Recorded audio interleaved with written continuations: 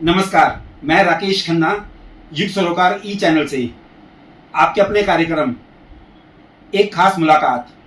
आज का हमारा विषय है बंगाल और राष्ट्रीय राजनीति पर उसका असर। और उसके लिए आज के हमारे मेहमान हैं इंजीनियर अरुण कुमार जैन जी, जो कि भारतीय जनता पार्टी के केंद्रीय कार्यालय मंत्री भी रह चुके हैं पूर्व में, और साथ में पूर्व ट्रस्टी भी रह चुके हैं राम जन्मभूमि न्यास के। तो अब आज हमारे विषय के ऊपर हम बातचीत करना चाहेंगे आपसे जी, बंगाल और राष्ट्रीय राजनीति पर उसका असर। जी तो उसके लिए मैं जैन साहब आपसे 2 मिनट का आपके बारे में और आपके परिवार के बारे में 2 लाइनों में हम हमारे दर्शकों को आप बताना चाहेंगे कि आपके परिवार के बारे में थोड़ा आप अपनी जानकारी दें।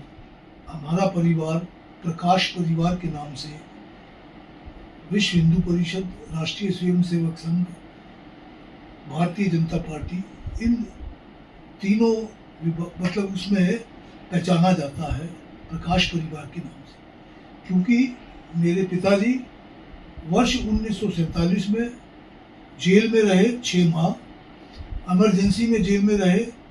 उससे पहले और उसके बाद मैं भी उनके साथ सक्रिय रहा स्टूडेंट्स पॉलिटिक्स में। माननीय अरुण जेटली जी के साथ, अशोक टंडन जी के साथ मैं दिल्ली कॉलेज ऑफ इंजीनियरिंग से जब विद्यार्थी परिषद के साथ में कार्यरत था, उस टाइम पर मैंने बहुत सक्रिय भूमिकाएं निभाई। बहुत बढ़िया। तो अरुण जी, हम आपसे कुछ प्रश्न पूछना चाहेंगे, क्योंकि अभी आपको मालूम है कि 5 राज्यों का चुनाव होकर हटा है। जी जी। और वहाँ पर रिजल्ट जो सा है कुछ ऐसा रहा है कि शायद लोकतंत्र के अंदर जिस तरह से कि लोकतंत्र की एक छाप छूटी है पूरे विश्व के अंदर, और यह लगभग घोषित हो गया है कि भारत ही लोकतंत्र की जननी रहा है। तो इसके अंदर आप 5 राज्यों के अंदर जो सा चुनाव हुआ, असम, बंगाल, तमिलनाडु, केरला, पुडुचेरी, इनके ऊपर आप एक लाइन में कुछ विषय में बताना चाहेंगे? यह 5 राज्य का चुनाव ऐतिहासिक चुनाव रहा है। इसमें वामपंथी का जो किला, जिसको कि 150 वर्षों से हिंदुस्तान के अंदर उसने पैर जमाए हुए थे, वो एक साथ ढह गया है वहाँ पर। उसके बाद तमिलनाडु में डीएमके और एआईडीएमके जो रीजनल जो 2 पार्टियां ऐसी थी कि जो देश के एकता के अंदर एक बाधक बनी हुई थी भाषा के आधार पर, उन्होंने उसके अलावा वहाँ की जनता ने एक इंडिपेंडेंट व्यक्ति को, विजय कुमार को वहाँ चुना है, और वो नई पार्टी उभर के आई है, जिसको कि शायद अभी हमारा समर्थन से वो चौथी सरकार भी हमारी बनने जा रही है। हालांकि इससे पहले तीनों जगह पर बंगाल, पौंडीचेरी, असम, इसमें हमारी जो जीत हुई है वो ऐसी ऐतिहासिक जीत हुई है, विशेषकर बंगाल के चुनाव को लेकर। बंगाल का चुनाव एक ऐसा चुनाव था जो विघटनकारी तत्वों के हाथ में पिछले 15 साल से वहाँ पर राज्य चल रहा था। उसको ध्वस्त करने के लिए माननीय अमित शाह जी ने, भारतीय जनता पार्टी ने, अमित शाह जी ने, जिनके व्यक्तित्व और कृतित्व के बारे में मैं जितना कहूँ उतना कम है। मैं पश्चिम बंगाल के बारे में आपसे थोड़ा और जिक्र करता हूँ। जैसे कि आप बात एक्सप्लेन कर रहे हैं, तो पश्चिम बंगाल में भाजपा की दृष्टि से महत्वपूर्ण रहा, ये हम सभी जानते हैं जी। तो क्या कारण रहे कि 15 साल का शासन ममता बनर्जी का, आज़ादी के बाद पहले कांग्रेस का शासन, उसके बाद लगातार 30 साल का जो है वामपंथियों का शासन, और उसके बाद 15 साल का जो ममता बनर्जी का शासन, भारतीय जनता पार्टी ने कैसे उखाड़ फेंका होगा इसका? क्या ये ममता बनर्जी की नकारात्मकता रही, या भारतीय जनता पार्टी की कोई सकारात्मक कदम रहे, या कुछ और है? एक प्रश्न एक सवाल में इतना है कि उसका पूरे वेस्ट बंगाल का इतिहास बताया जा सकता है। आपने पूछा कि कांग्रेस की सरकार रही, कम्युनिस्टों की सरकार रही, उसको ममता ने उखाड़ा। ममता ने जब 15 साल तक उनके राज्य को उखाड़ के अपना राज्य स्थापित किया, तो उसके अंदर उसने बांग्लादेशियों को और घुसपैठियों को इतनी शरण देकर वहाँ पर संख्या बढ़ा दी कि बंगाल ना रहकर ऐसा लगने लगा जैसे कि वो बांग्लादेशी या म्यांमारियों के बलबूते पर राज्य बन गया है। वहाँ के ब्राह्मण, वहाँ के हिंदू वहाँ की अन्य जातियाँ, जो वहाँ पर रहने वाले लोग इतने अत्याचारी, बलात्कारी और इतने मतलब उसके अंदर अराजकताएं थी कि जिसको उखाड़ फेंकना इतना आसान नहीं था।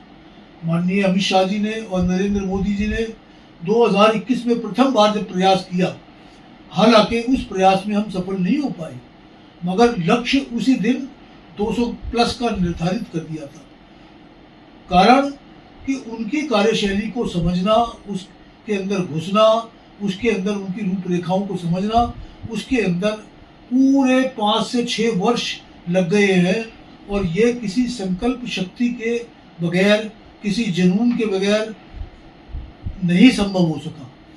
इसको आज हम अगर इसका विश्लेषण करते हैं गहराई से जाकर, तो इसमें अगर इस सब बात का मैं क्रेडिट या इसका एक वैसे तो फौज के अंदर लड़ती फौज है, नाम कप्तान का होता है, परंतु उस फौज के अंदर जो कप्तान है वो जब जमीनी स्तर से जुड़ा हुआ हो और फौज के मानसिकता को भी समझता हो और सिस्टम को जानता हो। आज अमित शाह जी एक ऐसे शख्सियत हैं जो उन्होंने इस चुनाव के अंदर विशेषकर साबित कर दिया है। अमित शाह और भाई नरेंद्र दास मोदी जी की जोड़ी ने इस पूरे सिस्टम का गहन अध्ययन किया है। बचपन से, बाल्यकाल से लेकर, स्वयं सेवक काल से लेकर उन्होंने राष्ट्रीय राजनीति में पहले स्टेट की राजनीति में कदम रखा, फिर राष्ट्रीय राजनीति में पदार्पण किया, फिर संघ के अंदर भी उन्होंने अपने भूमिकाएं निभाई। इन सब से गुजरते हुए और तो और उन पर जो आक्षेप और लांछन लगाए गए, उनको जो यातनाएं दी गई, उनके मेंटल टॉर्चर किया गया, उन सब से उभर कर भी उन्होंने अपने लक्ष्य को छोड़ा नहीं। और इस बात का अगर मैं श्रेय एक किसी सिंगल आदमी को देना चाहता हूँ और उसको टीम के रूप में अगर उन्होंने चीज़ों को मैनेज किया है, तो एकमात्र वो नाम मेरे निगाह में अमित शाह जी का आता है। मैं आपसे एक चीज जानना चाहूंगा कि पूरे चुनाव के परिदृश्य में हमने देखा कि ममता बनर्जी और विपक्ष के सारे लोग जो से हैं एक ही बात कहते रहे कि लोकतंत्र की हत्या हो रही है, लोकतंत्र की हत्या हो रही है जी, क्योंकि उनके अधिकारीगण जो से वहाँ पे राज्य के अधिकारीगण थे उनको तबादला किया जा रहा था और ईडी और इनकम टैक्स के छापे पड़ रहे थे लगातार उनके मंत्रियों के ऊपर, और जिससे कि एक माहौल पैदा किया जा रहा था कि जैसे कि ममता बनर्जी की सरकार जो सी है भ्रष्टतम सरकार रही है, एक तरह का माहौल पैदा किया जाता है। और वो कह रहे थे कि शायद यह केंद्र की जो सी भारतीय जनता पार्टी की बी टीम की तरह से काम कर रही है। आपको क्या लगता है कि इस सब तथ्यों का चुनावों की दृष्टि से ही ये सर किए गए थे कि वाकई में कुछ कारण थे जिसके कारण की ईडी और इनकी छापे पड़ रहे थे? आपका प्रश्न बहुत जायज है। जो आज के परिप्रेक्ष्य में बाजार में ये चला हुआ है कि ईवीएम मशीनों के साथ छेड़छाड़ हुई, वोटों की चोरी हुई, सील को लागू किया गया, ईडी को भेजा गया, आईटीओ को भेजा गया, ये सारी जिन चीज़ों की बातें हैं वो ये सब उल जलूल बातें हैं। क्यों कि 2021 से 2026 तक का कार्यकाल अगर ममता बनर्जी का आप देखें, पूरा देश जानता है, पूरा देश गवाह है। कई बार ऐसे मौके आए जब वहाँ राष्ट्रपति शासन की रिकमेंडेशन अप्रत्यक्ष रूप में कर दी गई, मगर भारतीय जनता पार्टी के नेताओं ने ये कहा कि अगर आज हम उस वहाँ पर राष्ट्रपति शासन लगाकर फिर बाद में चुनाव कराते हैं, चुनाव तो हमें करा नहीं है, लोकतंत्र वहाँ है ही, 5 साल की सरकार है, तो लोग हमारे को ये लांछन देंगे कि अपनी सत्ता का दुरुपयोग किया। उन्होंने उसको भरपूर मौका दिया संभलने का, अपने लोगों को संभालने का, मगर जिन लोगों से वो चंदा लेती थी, फंड लेती थी, जिन लोगों से वो वोट लेती थी, उनको उन्होंने खुली छूट दे रखी थी लूट के नाम पर, अत्याचारों के नाम पर, और न जाने कितने जघन्य अपराध वहाँ पर होते रहे हैं। इसकी कल्पना अगर आज हम करें तो उनका हट जाना ही पूरे देश में आज स्वर्णिम अक्षरों में लिखा जाएगा और देश के अंदर एक व्यापक शक्ति की ऊर्जा का संचार हुआ है कि कम से कम एक ऐसा अत्याचारी राजा, एक ऐसा भ्रष्टाचारी राजा, चाहे वो स्वयं में भ्रष्टाचारी रही हो या न रही हो, मगर सिस्टम को उन्होंने भ्रष्टाचार के रूप में इस्तेमाल किया, जिसको मैं समझता हूँ कि गिराना या उसका गिरना एक ईश्वरीय संकेत है, ये ना कि किसी का। उस प्रयास के साथ साथ अमित शाह जी ने 5 सालों के अंदर वहाँ पर पन्ना प्रमुख से लेकर गली गली कूचे कूचे में संगठन की नींव रखी, संगठन को लगाए रखा, संगठन को भेजे रखा, और उसके अंदर वहाँ की त्रुटियों को पढ़ते रहे और इस ठीक चुनाव के घोषणा के बाद 40 दिन तक वो वहाँ पर जिस प्रकार से उन्होंने अधिकतर टाइम वहाँ पर बिताया है और वहाँ पर लेकर बैठ गए हैं। अमित शाह जी के बारे में एक बात जरूर है, वो सिस्टम को समझते हैं, सिस्टम कैसे काम करता है, दूसरा आदमी सिस्टम कैसे उपयोग में ला रहा है, उसकी क्या काट हो सकती है, हमें सिस्टम से हम क्या क्या लाभ ले सकते हैं। जितनी भी लड़ाई लड़ी गई है सब वो कानूनी दांव-पेच है, इसके अंदर कहीं कोई अतिशयोक्ति नहीं है कि कोई सत्ता का दुरुपयोग। मैं आपसे एक चीज पूछना चाहूंगा कि अभी तक तो विपक्ष कहता है कि लोकतंत्र की हत्या हो रही है, लेकिन क्या आपको ये नहीं लगता कि जिस तरह से अभी चुनावों में बुरी तरह से हारने के बाद और अपनी खुद की सीट हारने के बाद भी ममता बनर्जी ये कह रही है जी कि मैं तो सत्ता से नहीं हटूंगी, तो क्या इसको आप लोकतंत्र के परिप्रेक्ष्य से कैसे देखते हैं? देखो, जो व्यक्ति लोकतंत्र की हत्या की बात करते हैं, इस बात से तो ये साबित होता है कि वो संविधान को स्वयं ही नहीं मानते। लोकतंत्र के संविधान में ये प्रावधान है कि जिस दिन आप चुनाव हार जाए उसी दिन इस्तीफा दें। आज उन्होंने हट करके बैठ गई है, जिद करके बैठ गई है। ये सत्ता लोलुपता और एक छटपटाहट का नतीजा है और इससे अधिक और कुछ नहीं है। आप भारतीय जनता पार्टी, आप बंगाल का भविष्य किस तरह से देखते हैं? वहाँ के हिंदू समाज के एंगल से भी देख सकते हैं, घुसपैठ जो सी हो रही है उसके एंगल से, या बॉर्डर में जो सी सीलिंग काफी लंबे समय से रुकी हुई थी उस एंगल से, आप टोटल मिलाकर सिनेरियो को कैसे देख पा रहे हैं? मैं किसी भी राज्य को या किसी भी देश को किसी भी जाति के नाम से या जाति के संबोधन करके नहीं देखना चाहता। मैं ये चाहता हूँ कि बंगाल की अस्मिता वो पुनः लौट कर आएगी, इस बात की मैं आपको गारंटी देता हूँ। जैसे जब कलकत्ता राजधानी अंग्रेजों ने बनाई और उस टाइम पर जो 150, 200, 250 साल पुरानी जो इंडस्ट्रीज वहाँ पर थी, कलकत्ते के अंदर ही एकमात्र ऐसा राज्य था कि जहाँ पर इंडस्ट्रियल डेवलपमेंट था। हर बड़ी इंडस्ट्रियलिस्ट के, हर बड़े व्यापारी के कलकत्ता के अंदर अपने कार्यालय रहे, जिनको पहले अंग्रेजों ने खराब किया, उसके बाद यहाँ की कम्युनिस्ट सरकारों ने खराब किया, उसके बाद कांग्रेस की सरकारों ने उसको ख़त्म किया, और बाकी रही सही जो कसर थी वो आपके ममता बनर्जी की सरकार ने 15 साल के शासन में खत्म कर दी। उनका कुछ शासन नहीं। आज उसको पुनर्जीवित करने का समय आ गया है और वो अंतोगत्वा पुनर्जीवित होगा। ये आपने बहुत अच्छी बात करी। मैं अब आपसे एक बड़ा सिंपल सा प्रश्न पूछता हूँ कि आज भी जैसे चुनावों का नतीजे आए हैं तो टीएमसी की 80 सीट तो अभी भी वो जीत चुकी हुई हैं। क्या आपको लगता है कि ममता बनर्जी का जिस तरह का व्यवहार आ रहा है वो उससे एक कंस्ट्रक्टिव अपोजिशन के रूप में सामने आएंगी? बहुत सारे लोग विरोधी ऐसे होते हैं जिनको कंस्ट्रक्टिव का कोई मतलब ही नहीं पता होता। उनको विरोध के लिए विरोध करना है, उनको जनता को ये दिखाना है कि हम विरोध में हैं, उनको जनता को ये दिखाना है कि हम बोलते हैं। नकारात्मक बोलना है, सकारात्मकता का उनको पता ही नहीं। अगर सकारात्मकता का पता होता तो पॉजिटिवनेस का पता होता तो ये सब इतना ध्वस्तीकरण पूरे बंगाल का जो हो गया है, वैश्विक स्तर पर जो नाश हुआ है, वैश्विक स्तर पर जो उसकी छवि खराब हुई है, वो नहीं हुई थी। इस पिछले 15 साल के अंदर कभी आप आंकड़े उठा के देखिए कि वहाँ से कितने इंडस्ट्रियलिस्टों ने पलायन किया है, वहाँ पर कितने विदेशी इंडस्ट्रीज आकर के वहाँ पर बसने का प्रयास किया है। बंगाल का नाम सुनते ही वो अपना मुंह मोड़ लेती थी।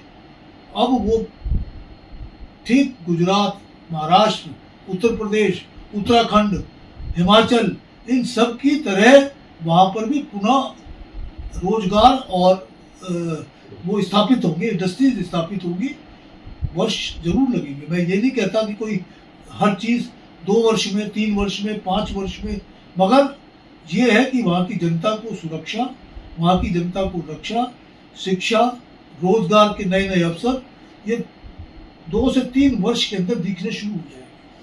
अब हम बंगाल के चुनावों को थोड़ा बड़ा परिदृश्य देखते हैं। आपको क्या लगता है कि जैसे बंगाल के चुनाव का नतीजे आए हैं, उसका पूरी राष्ट्रीय स्तर पर, राजनीतिक स्तर पर क्या असर पड़ने वाला है इसका? राजनीतिक स्तर पर पॉजिटिव संदेश है। इससे असर का इसमें कोई आकलन है ही नहीं, कि जो सकारात्मक शक्तियां हैं वो एकजुट हो रही हैं, और जो नकारात्मक शक्तियां हैं देश की वो एकजुट हो रही है। अब आप उसके अंदर, मैं हर एक के बारे में तो कुछ चर्चा नहीं करना चाहता, लेकिन राष्ट्रभक्त अगर पार्टी कोई है, राष्ट्रभक्त संगठन कोई है, तो वो सिर्फ भाई अमित शाह जी और नरेंद्र भाई मोदी जी के नेतृत्व में भारतीय जनता पार्टी का है, जो आज विश्व के स्तर पर सबसे बड़ी पार्टी के रूप में उभर कर आ चुकी है। अब मैं आपसे सिर्फ एक प्रश्न पूछना चाहूँगा, क्योंकि मुझे जो सी जानकारी है, जो मैं पिछले कुछ समय से भारतीय जनता पार्टी को देख रहा हूँ, तो उनके यहाँ पर एक कमल का चुनाव का चिन्ह है जी, जैसा कि सफेद कलर का है। पहले हम बचपन में देखा करते थे कि वो उसका रंग जो सा है लाल रंग का हुआ करता था, जैसा कि वो हमारा सिंबल हुआ करता था। लाल रंग का कमल का चुनाव हुआ, मतलब चिन्ह हुआ करता था, तो उसको हम लगाकर बिल्ले को घूमते थे बचपन के अंदर। लेकिन पिछले कुछ समय से वो व्हाइट के ऊपर ब्लैक आया हुआ है, और मैंने सुना है, क्योंकि एक बार मोदी जी के भाषण में मैंने आपका जिक्र सुना था, मोदी जी ने स्वयं आपको उसका क्रेडिट दिया था। वो क्या मुद्दा था? देखिए, वो मुद्दा अपने आप में एक स्टोरी है। आप, मेरा जो बैकग्राउंड है वो इंजीनियरिंग का है, और वर्ष 1958 से लेकर, जनसंघ के समय से लेकर, विद्यार्थी परिषद से लेकर, भारतीय जनता पार्टी के गठन से लेकर, मैं इस पार्टी के साथ जड़ों से जुड़ा हुआ हूँ। वर्ष 1993 की बात है, जब माननीय अडवाणी जी को लेकर मैं एक झंझौली एक प्रशिक्षण शिविर लगा हुआ था, तो मेरे दिमाग में कुछ कल्पना थी अपने सिंबल को लेकर, क्योंकि जब भी मैं चुनाव में वोट डालने जाया करता था, तो मुझे अपना जो सिंबल होता था वो कुछ हल्का प्रतीत होता था। तो मैंने बहुत सोचा, मेरा अपना कागज़ का काम था, मैं उसके अंदर प्रिंटिंग से भी मेरा संदर्भ रहा है, राइटिंग एंड प्रिंटिंग से, उन सब चीज़ों को संदर्भ में मैंने जब एनालाइज किया, तो मुझे कुछ बिंदु नज़र आए।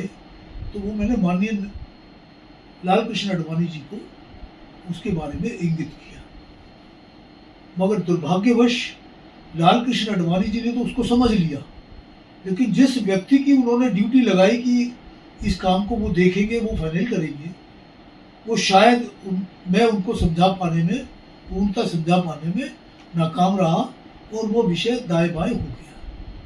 उसके बाद मैंने भी चुनाव लड़ा, उसके बाद और चुनाव भी हुए, उसके बाद राम जन्मभूमि न्यास का ट्रस्टी अपॉइंट हो गया। करते करते करते 2012-2013 आ गया।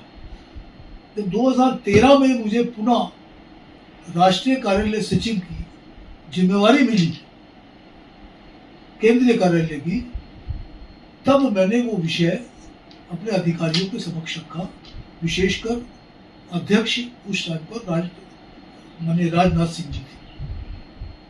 मैंने उनको सारा विषय से अवगत कराया, अपनी भावना से अवगत कराया, ठीक उसी प्रकार जिस प्रकार मैंने माननीय लालकृष्ण आडवाणी जी को कराया। उन्होंने मुझे ग्रीन सिग्नल ये दिया कि आप ये देखो कि अपने रामास्वामी जी हैं, रामाकृष्णा जी हैं, जो हमारे इलेक्शन कमीशन का काम देखते हैं, और वो वहाँ से रिटायर्ड हो चुके हैं, तो उस सेल को वो भी देखते हैं, उनसे आप बातचीत करके इस काम को कराएंगे। मैंने उनसे चर्चा की, फिर वही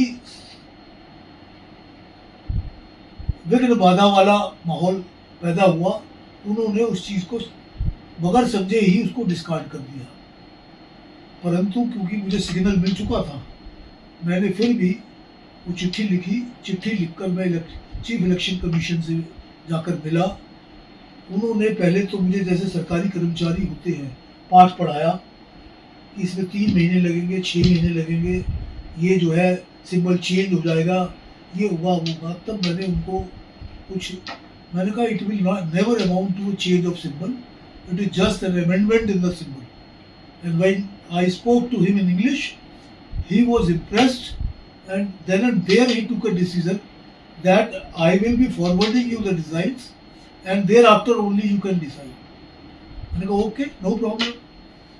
Then within next 10 days, he called me and handed over the 3 or 4 type of symbols, which one from Madras, one from Maharashtra, one from Calcutta. All 3 were put before me, and he said, you select anyone. There were 9 options overall.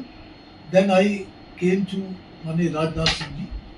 He said, this is your baby, you decide whichever is good. I said, no, it is your party, you are the head of the party, you decide over it. Well, okay, but you first meet Mr. Ramlal ji, who was the organizational secretary at that time of BJP headquarters. I met him. Luckily, he also emphasized on the symbol which Rajnath ji has indicated, and I was also of the view that that was the best. That best symbol was forwarded to Manya Election Commission. Thereafter, I made it ensured that Chhattisgarh, Rajasthan, Madhya Pradesh elections were due in November. This is the story I am telling you about. September, October 2013. Thereafter, I made it ensured that the ballot papers that were printed for display out of the polling stations. On the EVM machines, there is a strip of the symbols. I made it ensured with the Chief Election Commission that these all 3 state chief election officers should be instructed to follow this. And they followed it. And by virtue of God's grace, all 3 states we won by a thumping majority. बहुत बढ़िया। मुझे लगता है कि Bharatiya Janata party इसके लिए आपके लिए एहसानमंद रहनी चाहिए, क्योंकि मेरे को मैं जब और से सिंबल देख रहा हूँ। मैं आपको इसके बारे में किसी और के एहसान की मेरे को आवश्यकता नहीं। माननीय नरेंद्र भाई मोदी जी ने खुद अपने इंटरव्यू दीपक चौरसिया के साथ 5 मई 2014 को ये एक्नॉलेज किया है कि अगर इस चेंज का बस कोई अगर क्रेडिट देना चाहता हूँ तो वो हमारे इंजीनियर अरुण कुमार जैन जो हमारे कार्यालय का काम देखते हैं उनको देता हूँ। इससे बड़ा ना मुझे कोई एक्नॉलेजमेंट चाहिए, इससे बड़ा ना मेरे को कोई सर्टिफिकेट चाहिए। वो मेरे लिए ब्रह्म वाक्य की तरह आज भी मेरे कानों में गूंजती है। नहीं, बहुत बढ़िया, ये तो बहुत बढ़िया बात हो गई। अब मैं एक आखिरी सवाल आपसे पूछना चाहूँगा कि इन चुनावों का जिनसे नतीजे आए हैं बंगाल के परिप्रेक्ष्य में, बंगाल की जनता को आप कोई मैसेज देना चाहेंगे? बंगाल की जनता को सिर्फ एक ही मैसेज मेरा है। आज तक उन्होंने हर तरह का टेस्ट किया है, कम्युनिस्टों का भी किया, कांग्रेस का भी किया, ममता का भी किया, कुछ 2-2.5 वर्ष का कम से कम। वैसे तो इसकी झलक आपको 2-3 महीने में ही देखने को मिल जाएगी, लेकिन मौका दो, आपको लगेगा और आने वाले 50 साल के अंदर फिर भाजपा वहाँ से हिलने वाली नहीं है। इतना मुझे अपनी कार्यशैली पर, अपने नेताओं पर, अपने सहयोगी भाइयों पर विश्वास। तो इसी के साथ ये हमारा आज का एक खास मुलाकात का कार्यक्रम युग सरोकार ई चैनल से, और आज के मेहमान थे इंजीनियर अरुण कुमार जैन जी, जो कि एक सीनियर भारतीय जनता पार्टी के वरिष्ठ नेता रह चुके हुए हैं। धन्यवाद।